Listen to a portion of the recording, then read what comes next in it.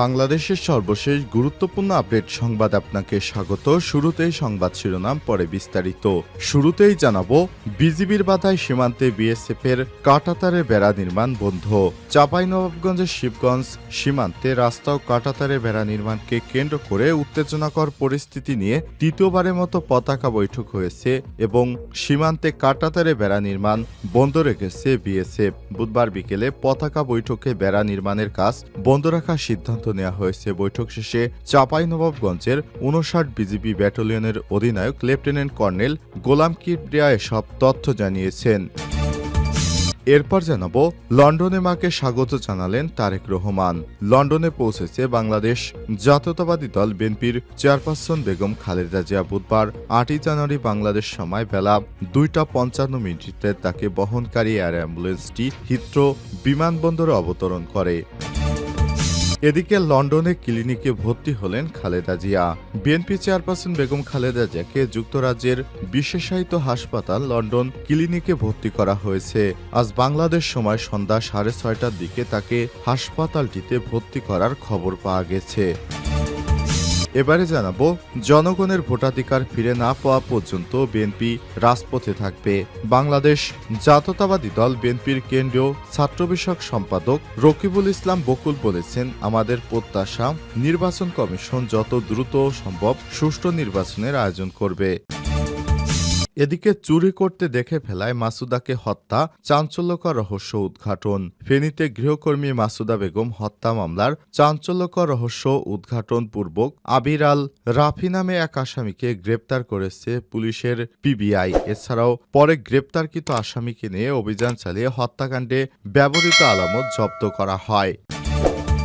এবং সর্বশেষ জানাবো, যুক্তরাষ্ট্রের লস অ্যাঞ্জেলেসে ভয়াবহ দাবানল, জরুরি অবস্থা জারি। প্রিয় দর্শক, এতক্ষণ শুনছিলেন সংবাদ শিরোনাম, এবারে বিস্তারিত।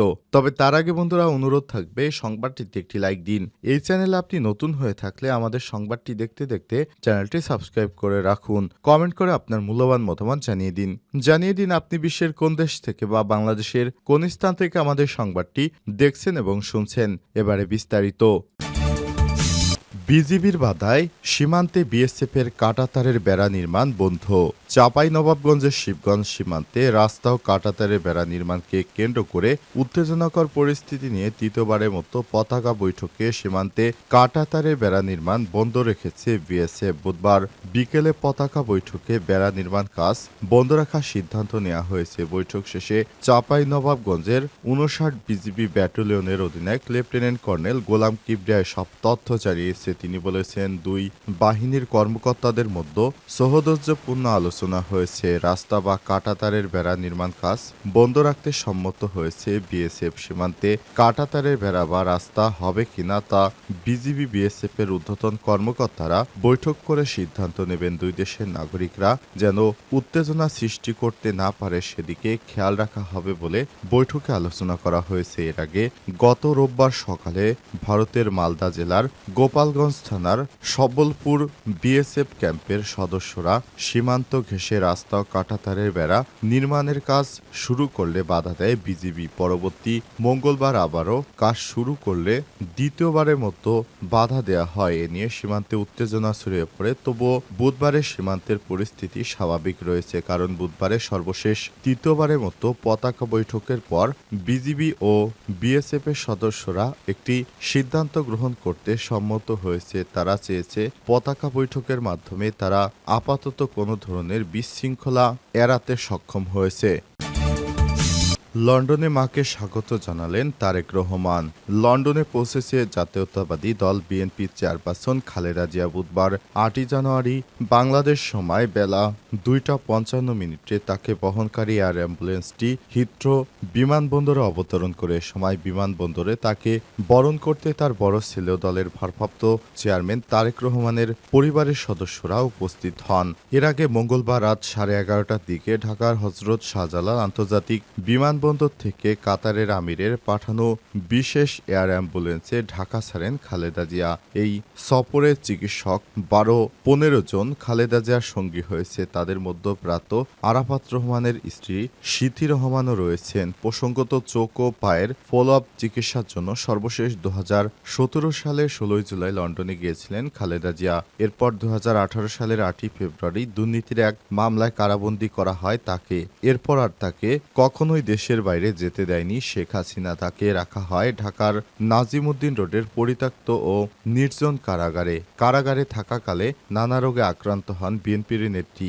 বারবার যেতে হয় হাসপাতালে, আদালতে দাঁড়ে দাঁড়ে ঘুরে জামিন ও মুক্তি না মেলায় প্রাণঘাতী করোনার প্রকোপে পরিবারের আবেদনে তৎকালীন আওয়ামী লীগ সরকারের কারাবাসের ২ বছর ১ মাস ১৩ দিন পর শর্ত সাপেক্ষে ৬ মাসের অস্থায়ী মুক্তি দেওয়া হয় তাকে। গত ৫ই আগস্ট ছাত্র জনতার অভ্যুত্থানে শেখ হাসিনা পালিয়ে যাওয়ার পর পর্যায়ক্রমে কয়েকটি ধাপে সেদিনই বিএনপির চেয়ারপারসন বেগম খালেদা জিয়া সমস্ত মামলা পরিহার করে রাষ্ট্রপতি। এরপর বিএনপির চেয়ারপারসন বেগম খালেদা জিয়া মুক্তি হয়ে যান। লন্ডন ক্লিনিকে ভর্তি হলেন খালেদা জিয়া। বিএনপি চেয়ারপারসন বেগম খালেদা জিয়াকে যুক্তরাজ্যের বিশেষায়িত হাসপাতাল লন্ডন ক্লিনিকে ভর্তি করা হয়েছে। বুধবার ৮ই জানুয়ারি বাংলাদেশ সময় সন্ধ্যা ৬:৩০টার দিকে হাসপাতালটিতে ভর্তি করার খবর পাওয়া গেছে।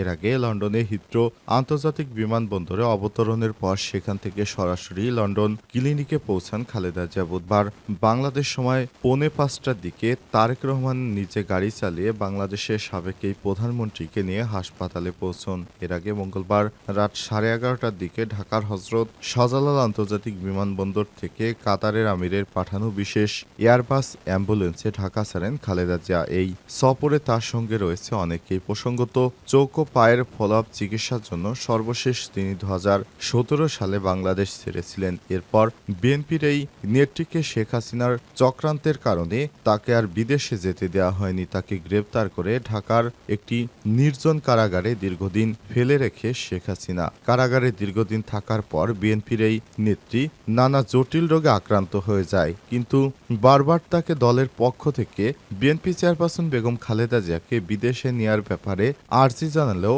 শেষ পর্যন্ত বিএনপি সক্ষম হয়নি তাকে বিদেশে নিতে। কারণ বিভিন্ন মামলা দেখিয়ে বিগত ফ্যাসিস্ট শেখ হাসিনা সরকার তাকে বিদেশে নিতে দেয়নি।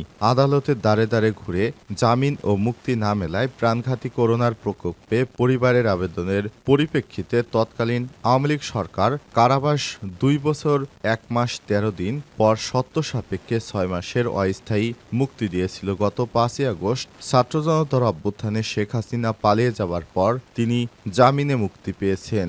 বিএনপি চেয়ারপারসন দীর্ঘ ১৭টি বছর এই ফ্যাসিজম আওয়ামী লীগ সরকারের কারণে দেশের ভিতর আবরুদ্ধ ছিলেন। জনগণের ভোটের অধিকার ফিরে না পাওয়া পর্যন্ত বিএনপি রাজপথেই থাকবে। বাংলাদেশ জাতীয়তাবাদী দল বিএনপির কেন্দ্রীয় ছাত্র বিষয়ক সম্পাদক রকিবুল ইসলাম বকুল বলেছেন, আমাদের প্রত্যাশা নির্বাচন কমিশন যত দ্রুত সম্ভব সুষ্ঠু নির্বাচনের আয়োজন করবে, কারণ বিগত ১৭ বছর মানুষ ভোট দিতে পারেনি। আমাদের এখনকার আন্দোলন গণতন্ত্র পুনরুদ্ধার আন্দোলন। জনগণের ভোটাধিকার ফিরে না পাওয়া পর্যন্ত বিএনপি রাজপথে থাকবে। আজ বুধবার ৮ই জানুয়ারি সন্ধ্যায় স্থানীয় একটি হোটেলে খুলনা মহানগর বিএনপির কমিটির সভায় প্রধান অতিথির বক্তৃতায় এসব কথা বলেছেন তিনি। রকিবুল ইসলাম বলেছেন, বিএনপির আন্দোলন ছিল দুটি বিষয়, একটি হলো স্বৈরাচার শেখ হাসিনা সরকারের পতন, অন্যটি হলো জনগণের ভোটাধিকার ফিরিয়ে দেয়া।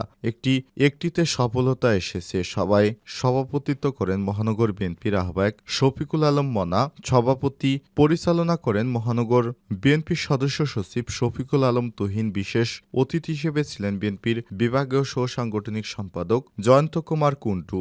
বক্তৃতা করেন বিএনপি নেতা রেহানা ইসা, বদরুল আনাম, নুরুল ইসলাম রুবা, রফিকুল ইসলাম হোসেন, মাসুদ পারভেজ বাবু, শের আলম শান্টু, চৌধুরী মিরাজ, শেখ সাদি একেএম, হুমায়ুন কবির, মোল্লা ফরিদ আহমেদ প্রমুখ।